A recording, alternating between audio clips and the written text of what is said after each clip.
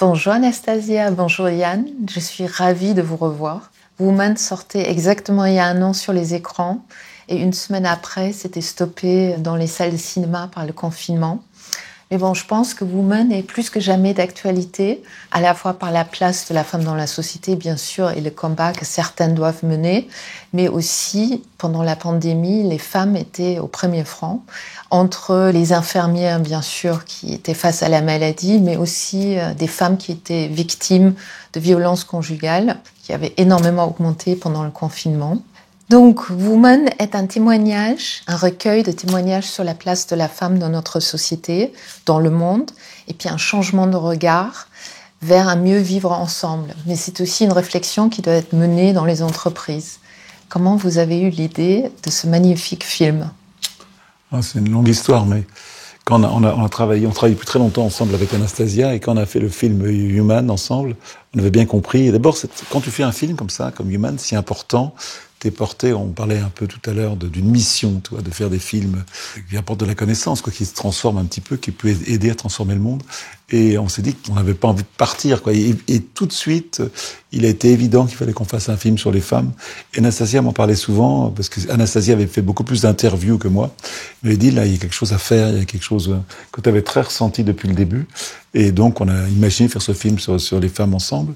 D'abord parce que je voulais pas le faire, je me voyais pas faire un film sur les femmes tout seul. Et Anastasia a travaillé peut-être plus que moi sur le film, parce qu'en fin de compte, elle a amené D'abord, je pense que faire un film sur les femmes, bien évidemment, il y avait 18, on était une vingtaine de personnes sur la production, et dont 18 femmes.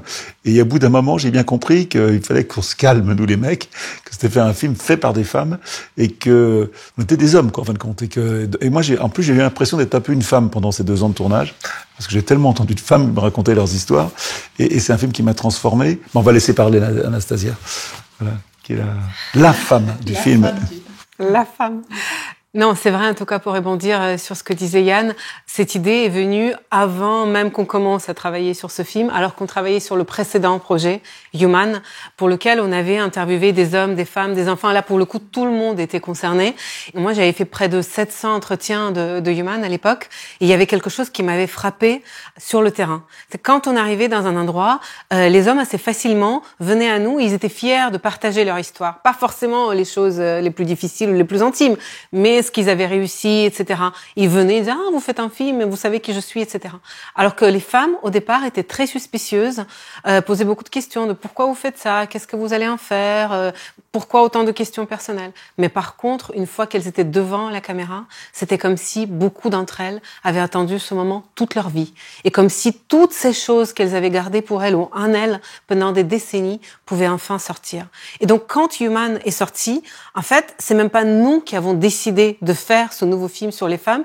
Ça s'est imposé à nous comme une évidence que le moment était arrivé parce que les femmes étaient prêtes. Elles voulaient prendre la parole et elles avaient presque besoin d'être entendues. Et tout ça, c'était 2 ans avant MeToo, avant Weinstein, avant tous ces mouvements dont on parle dans les médias aujourd'hui. Et c'est pas pour dire qu'on était plus intelligent que tout le monde, hein, ou qu'on était là avant. Non, c'est parce que c'était déjà là avant. Il fallait juste une sorte de déclencheur pour qu'enfin ça soit dans les médias et que tout le monde le voit. Et puis notre façon de travailler aussi amène une espèce d'intimité, de proximité avec le spectateur qui est assez unique. Le fait que les gens te regardent face à la caméra, il y a une espèce d'empathie naturelle qui arrive tout de suite envers cette personne. Et la personne interviewée, elle te parle à toi. Elle parle pas à un journaliste, c'est à toi qu'elle te parle. Et ça, c'est un peu le secret de notre tournage. Et d'ailleurs, quand j'avais expliqué à Anastasia comment on allait travailler, elle m'avait un peu ri au nez. Tu t'en souviens ? C'est vrai, moi j'y croyais pas beaucoup. Je pensais que quand Yann m'avait appelé la première fois en disant « Écoute, j'ai une idée révolutionnaire, on va faire un documentaire qui ne ressemble à aucun autre. » Donc l'idée, je t'explique brièvement. Tu vas mettre quelqu'un dans une pièce noire, l'éblouir avec une énorme lumière, un peu comme nous là aujourd'hui, mais par contre, elle sera complètement dans le noir. Puis tu lui demandes de regarder dans la caméra, mais d'oublier la caméra, et tu lui poses les questions super personnelles. Qu'est-ce que tu en penses ? Je dis, écoute, ça fait 15 ans que j'ai fait ce métier basé sur les interviews. Je te dis ce que j'en pense, ça ne va jamais marcher. Parce que voilà, tu mets quelqu'un dans le noir avec une lumière, on dirait la police. Et là, d'un coup, tu vas le martyriser avec toutes ces questions personnelles. Comment tu veux que les gens se livrent? Et au final, Yann, je dois l'avouer, je le fais pas souvent. Yann a eu complètement raison et j'ai eu tort. Parce que finalement, ce qui s'est passé, c'est que le fait d'être dans le noir, en dehors de tout contexte, de leur vie quotidienne, etc., a fait que toutes ces femmes oublier petit à petit tous ces petits soucis quotidiens, toutes ces choses auxquelles nous, les femmes, on doit penser du matin au soir. Et au final, elles ne pensaient plus au monde extérieur, mais à quelque chose de beaucoup plus intérieur. Et au final, ce n'était même plus un dialogue avec le journaliste, c'était presque une sorte de monologue, une introspection, où les femmes, petit à petit, rentraient de plus en plus en profondeur en elles-mêmes et partageaient des choses que beaucoup d'entre elles n'avaient pas du tout prévu de partager en arrivant pour faire cet entretien. Mais c'est vrai que ce film, il sublime les femmes et en même temps, il y a un partage de moments très intimes, de joie, de pleurs, de bonheur, de désir. Donc c'est assez impressionnant. Ce qui est intéressant, c'est comme les femmes qui voient le film se sentent faire partie de ce monde. Hein, elle ressemble à toutes les femmes, quoi, tu vois. C'est un peu. Et il y a aussi beaucoup. Enfin, moi, en tout cas, moi, ça a transformé bien sûr ma vie parce que ça a changé mon regard sur ma mère, sur mes sœurs, sur ma femme. D'abord, tu sais que les femmes ont beaucoup plus d'épreuves à passer que les hommes. Tu le ressens tout à fait. C'est plus difficile d'être une femme dans ce monde d'hommes aujourd'hui, dans ce monde de pouvoir. Et ça, on le ressent bien. On rêvait de faire la même chose sur les hommes. Et autant les femmes sont prêtes à parler. Chaque fois qu'on faisait des conférences, qu'on parlait du film, qu'on montrait un petit teaser, il y a plein de femmes qui arrivaient en bas de l'estrade. Moi, j'ai une histoire à raconter. Jamais un homme vient nous parler. Et je pense que les hommes sont très pudiques, toi. Et ça serait intéressant de faire le même travail sur l'intimité des hommes. Et comment vous avez trouvé toutes ces femmes ? Ça, c'est la question. La question. Alors, c'est assez drôle parce que finalement, donc, ce ne sont que des femmes qui ont fait les entretiens de ce film parce que voilà, vu l'intimité dans laquelle on allait, c'était impossible. Et Yann lui-même, tout de suite, a dit « Je ne pense pas qu'il faut que je fasse des interviews ou d'autres hommes ». Et donc, on a eu 5 journalistes qui nous ont accompagnés pendant les 2 années de tournage, qui ont fait chacune des centaines d'interviews. On avait des fixeuses, donc des femmes locales dans chacun des pays où on a tourné, qui nous ont aidés, qui ont travaillé pendant des mois en amont pour trouver les femmes. Et je me souviens, c'était assez drôle la première fois quand elles nous demandaient alors par quoi je commence, quels critères. Donc est-ce que vous voulez plutôt des femmes jeunes, des femmes plus âgées? Les deux. Ok, plutôt ville ou campagne? Les deux. Ok, plutôt quelle catégorie sociale? Plutôt aisée ou plutôt plus simple, peut-être, etc. Dans le besoin. Peu importe. Donc au bout d'un moment, ils me disaient mais qu'est-ce que vous cherchez en fait? Par quoi on doit commencer? Et nous, tout le travail, c'était de faire comprendre que c'est pas un casting qu'on faisait, c'était pas ce genre de critères. Le plus important, c'était de trouver des femmes qui étaient prêtes à témoigner devant la caméra, parce que tout le monde n'est pas capable de le faire et être à l'aise en racontant sa vie et les choses les plus intimes devant une caméra.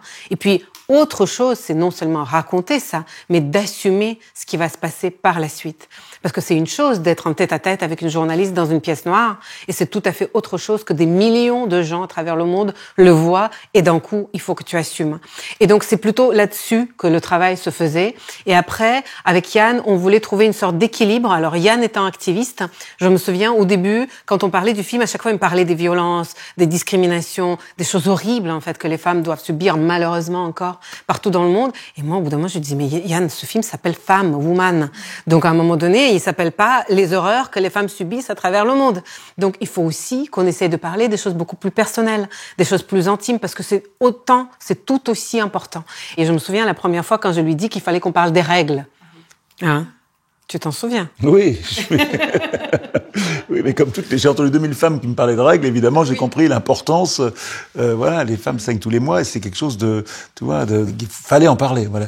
Et donc les femmes en ont parlé.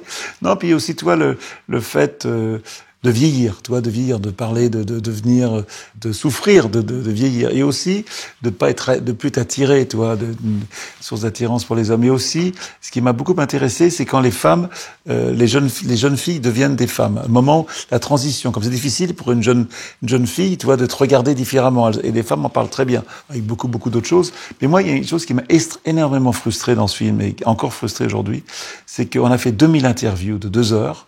Donc ça fait près de 20 000 heures. Et aujourd'hui, on fait un film qui fait 2 heures. Et on a l'impression que j'ai encore tellement de choses qu'on pourrait montrer. Et je regrette j'espère qu'un jour, on fera dans une grande expo, un grand musée, 20 ou 30 heures ou 50 heures de femmes, parce qu'on a tellement de choses incroyables qui ont été dites. Et d'ailleurs, quand on a monté le film, on se disait, mais pourquoi celle-là? Pourquoi pas? Il y a une espèce d'injustice, tu vois. Voilà. Donc, ça a été un peu le problème. Et Human faisait 3h20, celui-là fait 2 heures. Voilà. Et je pense que ça méritait d'être beaucoup plus long. Voilà. D'accord. Alors, un film, c'est aussi le fruit de rencontres, bien sûr, avant tout votre rencontre, aussi la rencontre entre vos équipes et puis toutes ces femmes, mais aussi la rencontre avec vous et Bouygues. Quel est, selon vous, le sens de ce partenariat avec le groupe Bouygues ? Alors, le sens, il est évident. Il y a des femmes qui travaillent chez Bouygues. Mais surtout, ce qui m'a intéressé, c'est que Bernard Mounier, que je connaissais pas, un jour m'a appelé. Il avait vu Human dans l'avion et il avait adoré le film. Donc, on a organisé une projection de Human dans vos locaux. Et bien sûr, quand on a commencé à parler de film Woman, ben, ça l'a intéressé. Voilà. Il y a eu une espèce peut-être de pression. Toutes les femmes du groupe aussi qui voulaient faire partie de ce film. Voilà. Donc, c'est le sens normal, en fin de compte. Le sens de s'intéresser aux gens avec qui on travaille, tout simplement. Et je pense en effet que ce qui est très intéressant, c'est que les grandes entreprises comme Bouygues, évidemment, c'est le monde en miniature.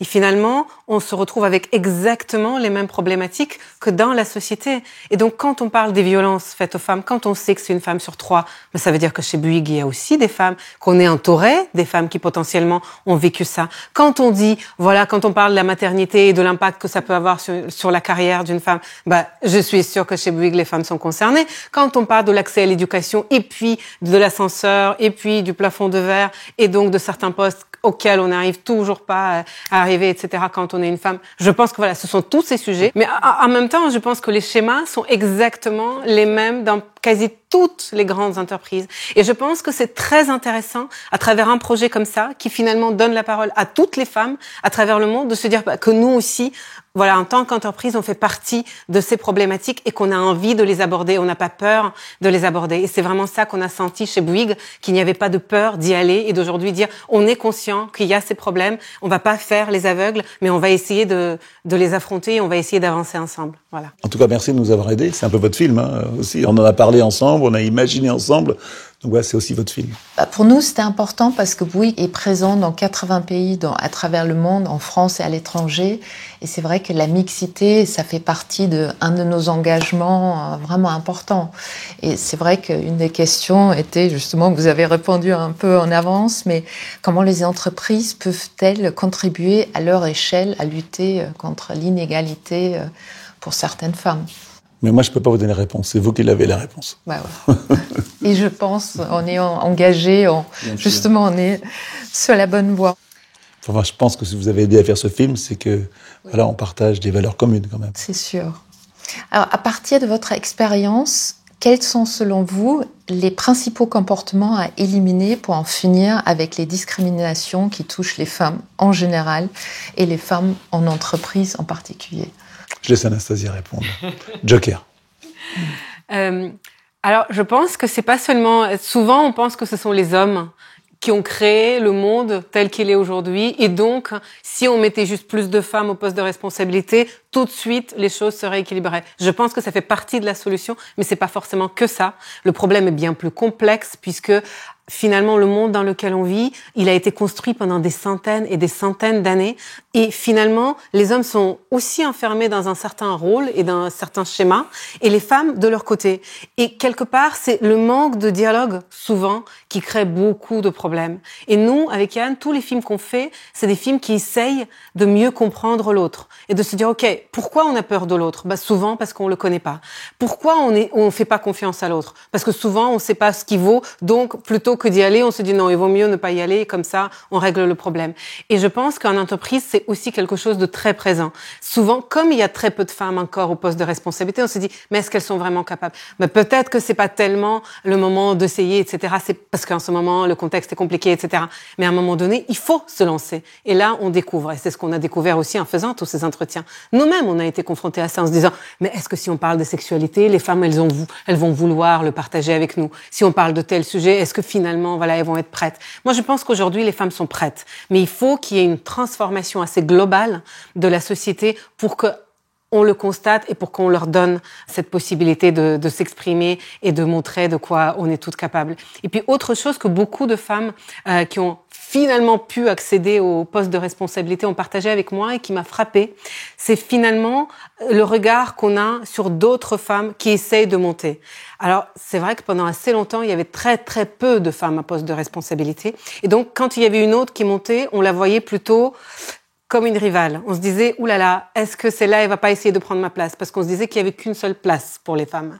Et je pense que ça, c'est aussi quelque chose sur lequel on doit travailler, nous, en tant que femmes, pour arrêter de voir les autres femmes en tant que rivales et de se dire que c'est vraiment tout ensemble qu'on va y arriver parce qu'on est quand même la moitié de l'humanité. Donc je ne sais pas pourquoi on continue à être considéré comme une minorité. Nous ne sommes pas une minorité, mais non. Donc je pense que si on se mettait tout ensemble, le monde pourrait changer assez radicalement. Et 100% des hommes étaient portés par des femmes en plus. T'as compris pourquoi c'était pas très facile pour moi pendant 2 ans, quoi. Non, mais moi je travaille avec des femmes, donc de toute façon j'ai bien compris que dans le métier que je fais, il y a une écoute, peut-être une intelligence. Oui, une intelligence. Moi je me sens plus à l'aise, en tout cas, à travailler avec des femmes, c'est vrai. Un dernier message pour les collaborateurs Bouygues qui vont découvrir votre film. Bon, les femmes de chez Bouygues, allez-y, battez-vous après ce film. Non, je crois que le film, il parle pour nous, hein. Le message est dans le film. Je pense qu'il n'y a pas... Toutes ces femmes, elles portent un message tellement fort de courage, de résilience, d'intelligence, Et voilà, c'est tout. Moi, j'ai envie de dire 2 choses. Une chose aux femmes, c'est d'arrêter de douter. Parce que trop souvent, j'ai rencontré des femmes qui pourtant étaient toutes extraordinaires. Et moi, je les écoutais, je me disais, waouh! Et elles se disaient, mais pourquoi moi? Mais tu devrais aller voir ma voisine, mais tu devrais aller voir mon amie, elle est tellement plus intéressante que moi. Et je pense qu'encore, on doute trop souvent en tant que femme. Et voilà, j'ai envie de dire à toutes les femmes chez Bouygues, arrêtez de douter. C'est fini maintenant, il faut plus douter, il faut y aller, il faut se lancer, il faut plus avoir peur. Et j'ai envie de dire aux hommes, pareil, de ne pas avoir peur de poser des questions et d'aller vers les femmes. Parce que on vit dans un monde où c'est vrai que les schémas sont en train de changer et certains hommes se sentent un peu déstabilisés. Ils savent plus ce qu'on ne peut pas demander à une femme, comment se comporter, etc. Eh bien, je pense qu'il ne faut pas avoir peur et que c'est vraiment dans le dialogue, en posant des questions, en s'ouvrant, en fait, à l'autre, qu'on va réussir à faire en sorte que le monde de demain soit enfin différent. Donc voilà, pour plus de dialogue. Merci beaucoup. Merci. Merci à toi. Merci, Nick.